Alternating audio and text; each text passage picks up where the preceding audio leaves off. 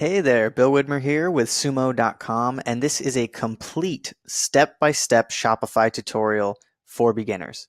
If you follow along with me on this video, by the end of it, you'll have a finished Shopify store ready to publish. If you prefer text and pictures, go to sumo.com/Shopify-guide, and we've got a full written guide there for you with some extra tips and tricks that I'll mention more about in the video. So for now, head to shopify.com and hit the start free trial button, enter your email and password, and then your store name. This is what your My Shopify URL is going to be. So your store domain will be yourstorename.myshopify.com. This isn't your final store name. You can always change it later on, but you can't change your My Shopify URL. So make sure it's something that you're comfortable with. But at the same time, that doesn't matter too much either because you can always change your URL as well. So go ahead and do that. I'm going to log in because I already have an account. The next window you're going to see, it's going to ask you for some basic information, how much you are already making, or if you're not making any money, and a couple other questions and your address. Enter that in. That's just to help Shopify know what to send you in their newsletters. So you'll get some newsletters that explain how to do Shopify. It's like a tutorial thing. Based on what you put in there, that's what they'll send you in the email. So I'm going to go log in. I'll be right back. Okay, once you've made your account, you're going to see the dashboard page right here. You can see the store that I made here is called A Matcha Made in Heaven. We're going to be selling matcha tea. So the first thing I do whenever I create a new Shopify store is go to the settings. The first settings you want to set up are your general settings. On this page is where you can change your store name. Again, mine's A Matcha Made in Heaven. And then you can enter your account email and your customer email. So the account email, I recommend using an email that you check on a day-to-day basis. Basically, it's going to be Shopify sending you order confirmation emails and things like that. It's all private. Your customers don't see that. Whereas your customer email should be something like support@yoururl.com. So mine, I would want to make a support@amatchamadeinheaven.com. That's where the customers will contact you, obviously. The store address, this is where you can put the legal name of your business and your business's address. So you don't necessarily need to create an LLC or a C Corp or anything like that when you're first starting out. You can always start out with a sole proprietorship. You don't have to register anything with the government, at least not in the States, to start a sole proprietorship, at least when you're very first starting out. Now, disclaimer, I'm not a lawyer. This is not legal advice. Make sure that you do your own research and everything. Talk to a lawyer if you need to before setting up any of the legal stuff. I'm just saying personally, when I first start a store, I don't necessarily create a legal name for it, only because you're not really making any money off of it. So it's not technically a business until you start making sales. And that's when you should worry about that. So we have the standard and formats down here. That's just your weight, your unit system. The prefix is the only thing I touch in this section. So your order ID will appear as 102, 103, etc. Basically, you want to change that to your store name's abbreviation. So Matcha Made in Heaven, MMH. Now it's MMH 1001, MMH 1002, etc. The reason I do that is because in case you start multiple stores, you can see your ID numbers and know, okay, this is from this store, this one's from this store, etc. Your store currency, you can leave that alone unless you want to change it. You're accepting different kinds of currencies. So there's that. Hit save when you're done with that and then go back to your settings. Next, we'll check out our payment providers. So on this page, you've got your Shopify payments. That's how you accept credit cards and debit cards. You do want to set that up. So hit complete account setup and go through that process. It's just providing your information so that way they know where to bill you and where to deposit any income that you make. Your PayPal account should already be set up at PayPal Express checkout. If not, you can set that up as well. And that's super easy to set up too. So that way people can purchase through PayPal. So complete account setup when you're ready.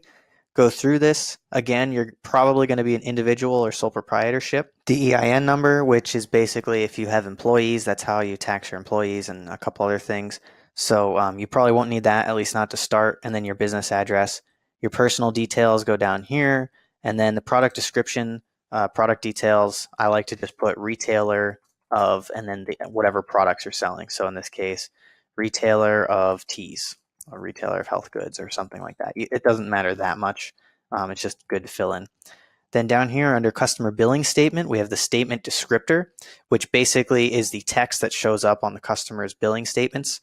So you can see here, it's going to be SP for Shopify and then a star or an asterisk and then your store name. So you can change that if you want, or you can just leave it. I usually just leave it because it's usually pretty self-explanatory. And then your banking information. And then when you're done, just hit complete account setup. Obviously, I didn't fill this out, so I'm not going to do it right now. but that should finish it up for you. Go back to your settings, and we're going to go to the checkout settings. So the customer accounts, by default, the accounts are disabled is checked off. Rather than that, I like to change it to accounts are optional. That way, if customers want to, they can create an account to save their credit card information and have easier checkouts. So that's always a good thing. Customer contact, I usually leave this alone. And then you can add an option for customers to receive shipping updates. But obviously, if you don't have a tracking code, you don't handle the shipments, you don't want to give them that option. Down here under the form options, I like to require first and last name because this last name only is checked by default.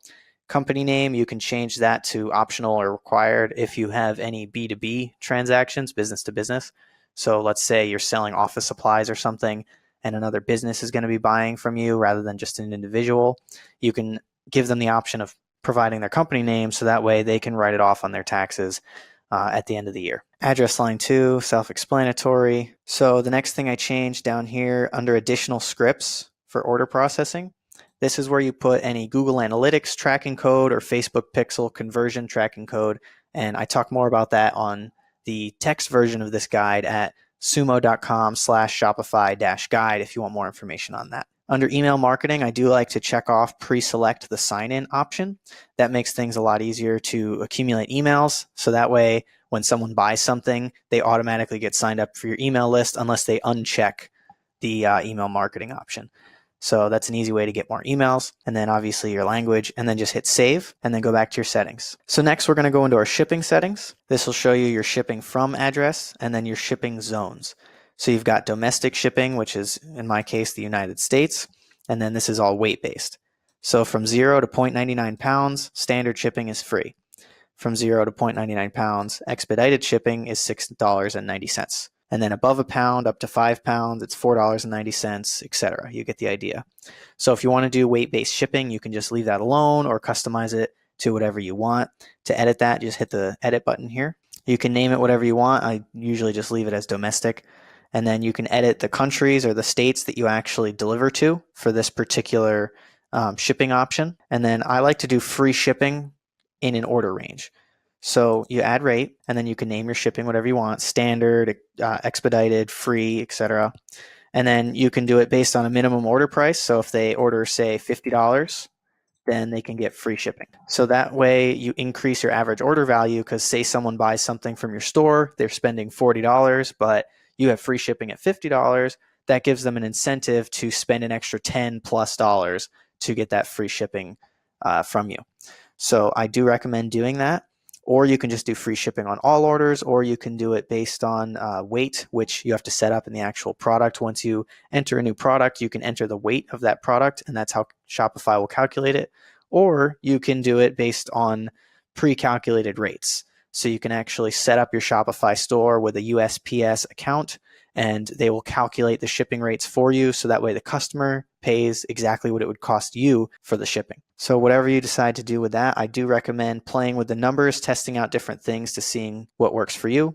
Make sure you hit save and then go back to your settings. Okay, so the next thing we want to look at is our account settings. And this is where you add staff accounts. So let's say you have a virtual assistant or employee or contractor or something like that. You can enter their name and email, and then you can give them full permission to edit everything. Or say you have a blog editor and you just want them to edit your blog posts, you can check that off. And then once you send that, it'll actually send an invite to their email. Once you're done adding staff accounts, go back to your settings, and we're going to go into the legal section. So on this page, you'll have your refund policy, privacy policy, and terms of service policy. Shopify has an ability to create an actual templated version of all these. So you click that, and it'll actually auto-generate all of this for you. That's good when you're first starting off, but once you are making some money from this, I do recommend actually going to a lawyer and having them look over this stuff just in case. You can never be too safe with this kind of thing. So auto-generate all of your policies, and then we're going to actually create pages for them so people can actually see them. So I like to right-click the online store, open it in a new tab, then you click on Pages, Add Page, and then you call it Refund Policy, Control-A or Command-A, and then Control-C or Command-C if you're on Mac to copy, and then Control-V or Command-V to paste, and then just hit Save, and then we're going to copy our privacy policy, create another page, paste that in there, hit save, copy the terms of service, create another page, save, and then that's it. So now all of our legal pages are set up. So that's it for your regular settings that you want to set up. However, there are also preferences for your online store, and I want to talk about those really quick. So that's your meta title and your meta description. So if we open a new tab and we type in shoes, you'll see this is the meta title, and then this is the meta description, this text down here. Of course, those are ads, so the organic results, this is the meta title, this is the meta description. Some tips when you're writing these: try to fit the keyword that you're trying to rank for in there, and also try to use power words like free shipping. Try and make your result look more enticing than the other results by using copywriting and offering free shipping or a discount or something like that to get yours clicked on above the ads or above someone who might be ranking higher than you. So for my example, I've got a matcha made in heaven, world's best matcha tea. Looking for the world's best matcha tea? Our tea is 100% organic and sourced from the very best Camellia sinensis plants. You will love it and at a great price. And I have no idea if I pronounced that correctly or not. But you get the idea. It's 100% organic, sourced from the best plants, great price, all of those kinds of keywords that get people to click and want to buy. Your Google Analytics is how you will actually see who is visiting your site and from where. So you can paste your Google Analytics code in there, and then your Facebook Pixel ID does the same thing except for traffic from Facebook and other sources rather than anywhere where Google Analytics is. So if you have your Facebook Pixel ID set up, and I do recommend doing that, anytime someone visits your site, you'll have their Facebook ID in order to retarget to them. So if they visit a product and they leave your site, you can actually retarget them with a Facebook ad that actually shows that product and says, hey, we saw you looking at this, here's a discount on it or something, to try and get them back to your store. And I have more information on how to set both of these things up at sumo.com/Shopify-guide. So now down here is the password protection. We'll come back to that, but basically right now your store is password protected in order for anybody to get there until you remove that password protection. So that way anybody can visit your store. The other two pages that I want to talk about are your About page and your Contact page. So to add a page, again, we go to that Add page. I actually already have the Contact and About pages here. So the Contact page, and you can call it Contact, Contact Us, whatever you prefer. And in order to turn it into a Contact page, down here where it says Template, this is normally Page, change it to Page.contact, and that will add a form onto your page. However, if you have no text in here, the form will be blank. So it'll have the form, but it won't say anything above it. So for example, this text, because that's in here, that shows up here. And then it's got the form underneath. So some things that I like to mention are how quickly the customer or whoever's trying to contact you can expect you to respond. So I have within 24 hours. 24 hours is usually pretty good for email. And then I also recommend, if you have a number for customers to call you, mention that on here too. So if it's an emergency, please call us at da-da-da-da-da. Maybe include your store hours or your customer support hours or something like that, so people don't try calling you at midnight or 2 in the morning or whatever and expecting an answer. You can also say, thanks for contacting us, that kind of thing. And then I think if you do that, it should remove or add a space. Yeah, okay, so now there's a space there as opposed to here. It's like really close. So you can do that. And then after you're done with the Contact page, go back to your pages and add that About page. Now on your About page, I do have more information on this linked up in the text guide. However, some things I recommend are talking about your story, your mission, why you created the company, what about this product inspires you, like why are you interested in this particular product. Just be real with people, tell your story and be transparent and authentic, and people will love that. So once you've got your About Us page and your Contact page and all your legal pages set up, now it's time to edit your site's navigation. So go to Navigation, and you've got your footer menu and your main menu. So edit the main menu, and you're going to add a menu item. So we've already got the About Us and Contact Us, but let's say they're not here. So we've got Add Menu Item, go to Link, Pages, About Us. Then you can add it, and you can rename it to just About if you want. Same thing with the Contact page, and now they're on here. And you'll notice this says Shop. Yours probably says Collection if you're following along. You can just edit that and rename it whatever you want. So I prefer the word Shop rather than Collection or Catalog or anything like that. Make sure you save it when you're done. Go back to your navigation, go down to the footer menu, and now we've got our footer menu, which includes a button to search, which we actually have a search bar on the site. So I'm going to go ahead and delete that. And we've got privacy, refund, and terms of service. So to add those, same thing. Add menu item, pages, privacy policy, and then do the same thing for the other ones. Now you'll notice if we view the site with this little eyeball, of course, you're not going to have the logo and you're not going to have the slider here or anything like that yet, but we've got our navigation items here. And you can rearrange these however you want. Like if you want to put the contact page first or whatever, you can do that. And I also recommend removing the home button because most people know you can just click on the logo to go home. So you don't really need it over here as well. It's kind of redundant. And then down at the bottom underneath links, we've got search, which I just removed. So it shouldn't actually, oh, maybe I didn't save it. See, that's why you got to save. So we'll refresh it. So under links, we've got privacy policy, refund policy, terms of service. So now we're starting to look like a real store. We've got some actual navigation items and the things that people would expect a real store to have. So the next thing you want to do is create a theme for your store. So I really like the minimal theme, and I'll show you how to get that in just a second. But if you come down here and hit visit the theme store, you'll actually be able to browse all of the different themes. And there's like thousands of different themes. If you want some of the recommendations that I have, go to sumo.com/Shopify-guide. I actually recommend 3 different ones. One of the ones I recommend is called Minimal. This theme is, like its name, minimal. It's also free, which is great. And it's nice and clean. It's modern. It's everything you would want in a Shopify theme, just with no bells and whistles, easy to use. So go to the theme that you're thinking about getting, and you can also view a demo if you want to see what it looks like. Some of them have styles. I like the modern style for this one, and hit add theme. Okay, now that we've added the theme, as soon as this finishes loading, we're going to load it up. And to do that, you're probably not going to see minimal here. You're going to see the default theme. It begins with a D, a debut. So come down to your themes down here. Next to the one that you want to use, hit actions and then publish. Now don't worry, your store is password protected, so no one's going to see your empty, ugly store. Now you should see it up here and then hit customize. So depending on which theme you chose, there's going to be different customization options, but it's still going to look relatively the same to this, and a lot of the things I'm going to show you here are going to be exactly the same.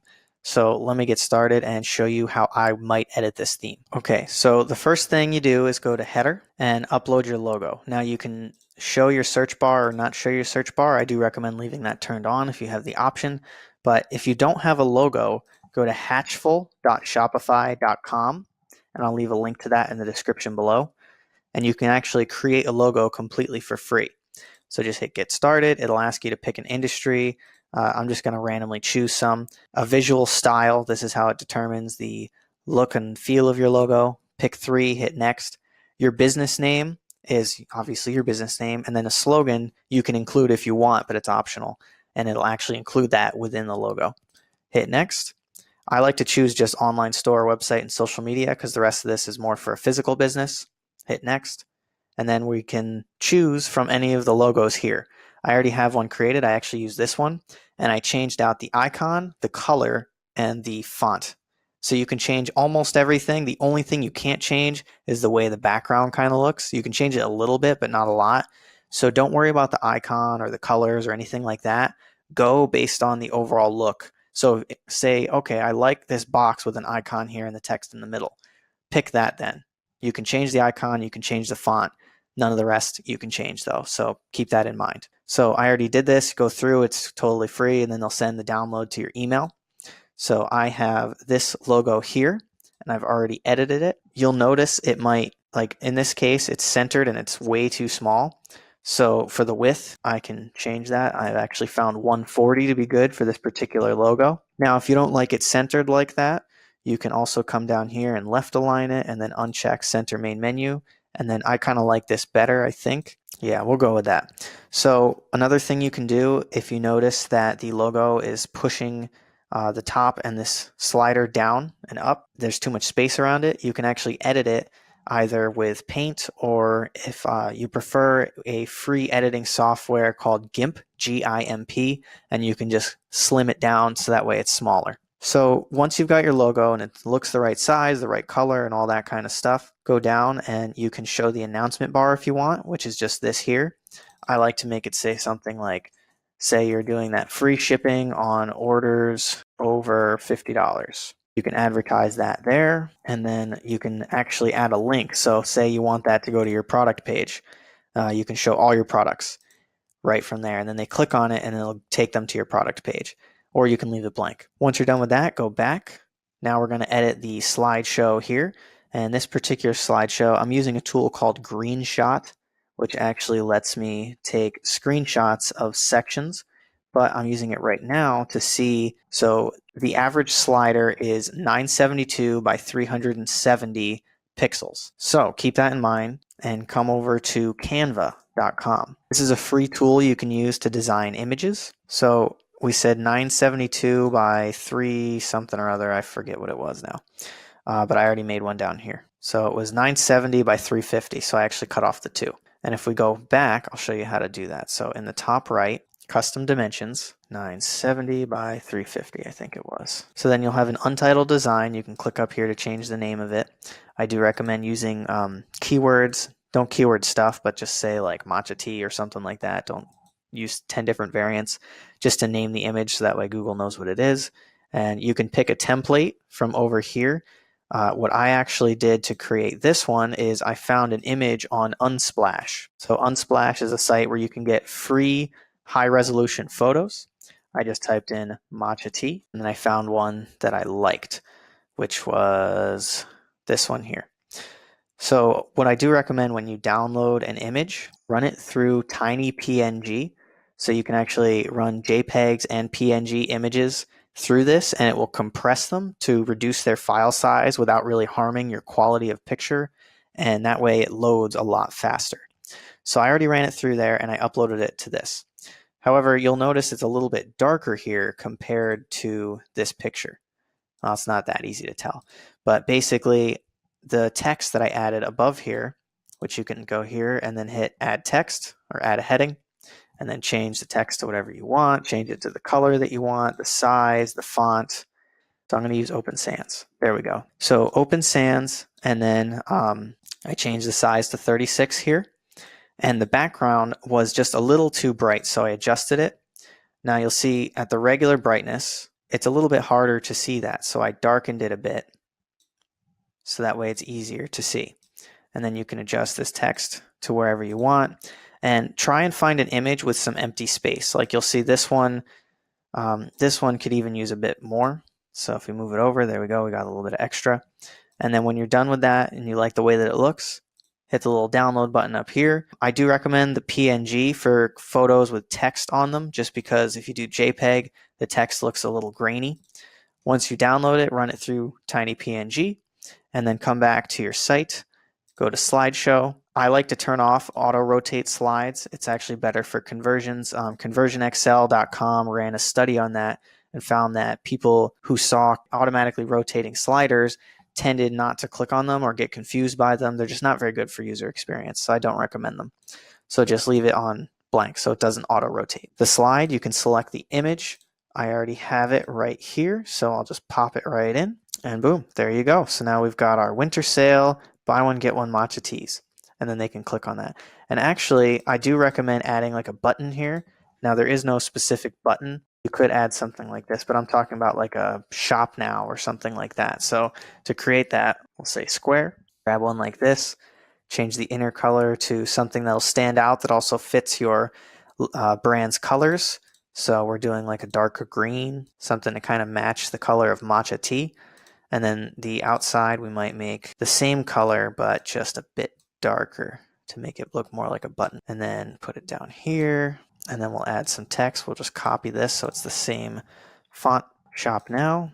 And I don't know why it changed color like that, but we'll make it all white. There we go. Now, obviously, if you spend some more time on this, you can make it look a little bit prettier. But for the sake of speed, we're just going to download this as is. And then don't forget to run it through your tiny PNG. There's also an app for Shopify called Crush.pix that you can use to do this automatically, but there is a small fee associated. So if you're really trying to bootstrap this thing, you might not want to go that route. So there we go. Now it's got a nice Shop Now button, so it makes it obvious that it's clickable. And again, there's so much more you can do to design this thing, but just for the sake of speed and showing you how it works, I'm just going to leave it like that. There's also free images you can use that Shopify gives you if you want to use those. So now we've got our slides set up, and of course you can add more. Down here is our collection list. This just shows collections of products, which I'll show you how to create later. For now, we'll just leave it as is. You can select the home page collection, and then it'll show you products that you want on your home page. So we'll go back and then go down to newsletter. The newsletter you can change, maybe give away something like a guide or a PDF or a checklist or a worksheet or something like that to get people to subscribe, or even a discount. Say, subscribe to our newsletter and get 10% off your first order or something like that. You can change that in here. And then I do recommend setting that up with some sort of email marketing tool. I'm going to show you how to use Sumo. However, I do recommend something like ConvertKit or something like that to actually collect them and send emails to them. Once you're done with that, the last thing is the footer. Now down here, you'll see the latest news, links, follow us, etc. So for the news, that's where it shows all the latest blog posts that you may have written. Obviously, they don't only have to be news-based, but Shopify does make that latest news rather than blog posts or anything like that. And you can add, if you want, a section in here for your blog posts. So if you want to add a section, you can add an image gallery, another slideshow, a featured product, your newsletter, a map if you have a physical location, or even a video. So you can add on all kinds of stuff. Back to your footer. Your payment icons, you can turn that on or off. I do recommend leaving it on just because it kind of builds trust with your visitors. They know that you're able to take American Express, PayPal, Apple Pay, and all these other things. Your menu is your links. So we've got privacy policy, refund policy, terms of service, and you can call that whatever you want. I'd usually just leave it at links. Then, of course, you've got your social icons and your newsletter. And the social icons you actually have to set up in your general settings, which we looked at earlier. So that's it for customizing your theme. There are some other things you can do, like in your theme settings, you can change the layout. If you want to enable a wide layout, which actually gets rid of the sidebars, or you can leave it and then not include a sidebar. So whatever you decide to do with that. Your colors, of course, you want to have brand colors. Depending on what kind of personality you want to give your brand, you should stick with the same colors. You can change that. So you can also change your typography. For font, I do like Open Sans. I feel like it's really easy to read, especially on mobile devices. And you can change the base size to whatever you want. I do like the 17 pixel because that's the largest you can go and it's the easiest to read. And it still doesn't look too large. I would even go 18 pixel if I could. So the heading, I like to go with basic commercial here for mine. So that's what this looks like. But you can choose whatever you want. I have a base size of 30 pixels. I think that looks nice. The navigation and buttons, again, I have that Open Sans and I changed it to 16 pixels. I think it was like 14 or 12 before and it was just way too small. So I do like these 16 pixels. And then you can choose to capitalize the text or space the letters out. I have it capitalized but not spaced out. I think it looks nice like this. So next is your favicon. So that's basically this little icon right here that shows up in your browser tabs. To create that, go to Canva and do a 32 by 32 size pixel, and you can do your logo or like a simplified version of your logo or whatever you want to do for that. Social media, again, you can set that up either here or in the general settings. I have it set up here. So, and then that'll show up down here in your follow us section. So we've got the Twitter handle because I put the Twitter link in the social media settings here. Your checkout settings, that's where you can create a background image behind the checkout screen. You can also add your logo. So I do recommend doing that to customize your checkout page a little bit. And then you can choose the position of it and edit the main content area with a different background image, background color. And then you can change the color of the form fields even too from white to transparent if you want to. Order summary, so that's the next page after they check out, their summary page. And then you can change the typography, which I'm going to go back to my Open Sans, and Helvetica is that's fine as well. That's also a nice clean one like Open Sans. You can change the colors of the links, the buttons, and the error messages. You can either create the buttons to look like the same color as the buttons on all of your other pages, or you can leave it like this and make sure that it blends in well with these checkout page. And for the checkout settings, of course, you can click here and go back to set up the checkout settings there. And now you're done editing your theme. Once you like the look of it, now it's time to actually add some products. So this is where things start to really get fun. At your product page, you just hit the add product button in the top right. And then on this page, you can title your product and add a description. I do recommend using your keyword in the title. So we've got 100% organic matcha tea. And then in the description, you want to highlight the benefits. So someone who is buying this, what are they really buying? Obviously, they're not buying some powder that they can put in a drink. What they're buying is the feeling that they're drinking something organic that's really healthy for them, that will help them with their cholesterol or whatever it is, you know? So start with the benefits, sell them on the story, the thing that they want at the end, the reason they're buying this, sell them on that, and then add in the features and the exact details below that.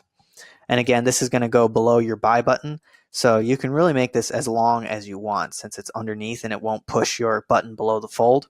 Right now, I'm at the top of the screen. Anything below this screen is below the fold because I have to scroll down to get to it. Product availability, you can manage that. Say you have a Facebook store, you can add this to your Facebook store or only show it on your online store or whatever. You have to set that up. Organization, the product type would be the type of product that it is. So for this example, it would be tea. So we've already got tea. And then the vendor typically would just be whatever your site is. But if you are getting the product from a specific vendor, like a wholesale supplier or something like that, you can actually type in their vendor name into here and then the customer can see that, oh, that's from this vendor. So that's if you're doing like brand name stuff. Collections, you can add this to a collection, like the homepage collection, for example, or you can set up automatic collections so that way anytime you tag or have a certain product type or from a certain vendor, you can set up an automatic collection. So anybody with that type, that vendor, or that tag will automatically be added to that collection. So the tags, again, I would do like tea, matcha tea. If it was shoes, you could do like, I don't know, boots, moccasins, flats, whatever. So those could be your tags. And then your images, this is super, super important. Your images have to be really, really good. That's what's going to really make you stand out from everyone else. Your vendor is likely going to have some images that you can use right from their store or their website. However, I found that most of the time your supplier's images aren't really the best. Or if they are good, you know, you only get like one of them from one angle. Ideally, what you should do is order that product for yourself, test it out so you can write a better description and make sure it's a good, high quality product, and then take your own pictures of it. We do have a product photography guide, and there's the link to that at sumo.com/shopify-guide. Okay, next, after your images are all set up, we've got pricing. So the price here is the actual price that it's going to be. So let's say it's $14.99. The compare at price is the price that will be shown next to it and it'll be crossed out.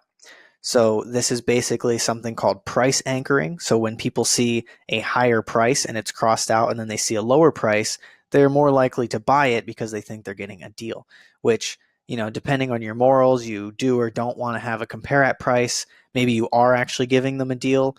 That's up to you to decide, but this is just a feature that you can use. Cost per item, that's for internal reasons. If you want to track how much each item is costing you compared to how much you're selling it for, you can track that in here. Your customers won't see that. I do recommend leaving the check on charge taxes on this product because Shopify will charge taxes for you automatically, and then that keeps you off the hook for taxes. Your inventory settings, you can actually create your own SKU for a product. I never really do, but if you have a lot of inventory and you need to keep track of it, then you can do that in here. You can set the policy so that way Shopify tracks that product's inventory. So if you are shipping your own inventory and you're using Shopify to manage that inventory, then you can use that and then set this. Say you have 5 in stock. There you go. After 5 are sold, that product will be considered out of stock. You can also allow customers to purchase the product when it's out of stock, and it'll basically go into back order. So they ordered it, it's out of stock, it's in back order until you get it in stock, and then they automatically get the product when you get some in stock. Otherwise, you can just not track inventory and then just do it manually yourself or through your dropshipper or whatever inventory system you have set up. For your shipping, you can check off whether or not it's a physical product. as opposed to like an online course or something like that. Here's where you can set the weight. This is where it's important for shipping. So if you're doing weight-based shipping rates, you have to make sure you get the weight correct in this area. The international code, that's if you're shipping overseas, you have to have an HS tariff code. Most of you don't have to worry about that. I don't recommend shipping overseas until you've got some experience and done some research on that. Then you've got your fulfillment service, which by default is Shopify. If you want a third-party fulfillment service, you can get that. There are apps through the Shopify App Store, which we're going to look at in a minute, and we'll go through that. There are variants. So let's say you're selling t-shirts, right? So you can have different sizes, small, medium, large, etc. You can have different colors. You can have different styles like V-neck versus, cut off or whatever. For this case, I actually have the matcha powder, so I might have different amounts. So we might have like a 16 ounce. I don't even know what matcha powder is measured by, but we'll go with ounces. So 16, 32. And then down here, you'll see the variants, so you can change the pricing. So let's say the 16 ounce is $14.99, but the 32 ounce is, say, $24.99. So they're getting a deal by getting the 32 ounce, and they can, if they don't need that much, they can get the 16 ounce instead. The search engine listing preview, that's again that meta title and meta description. And again, I do recommend having your keyword in there. I already created this product on a separate page with this information filled in, and I'll show you that. Next, we have the URL and handle. So this is going to be, we're going to change our domain name. So it's not .myshopify.com, but it will still end in /products. And then you type in whatever you want the URL to be. I do recommend keeping this short and sweet and descriptive, and preferably adding your keyword in. So we've got matcha tea, or maybe we're trying to rank for organic matcha tea, something like that. And then when you're done, make sure you hit save product. And I'll just show you really quick what my finished product looks like, because I have entered it already. So right here, we've got 100% organic matcha tea. We've got maybe a little paragraph followed by some bullet points.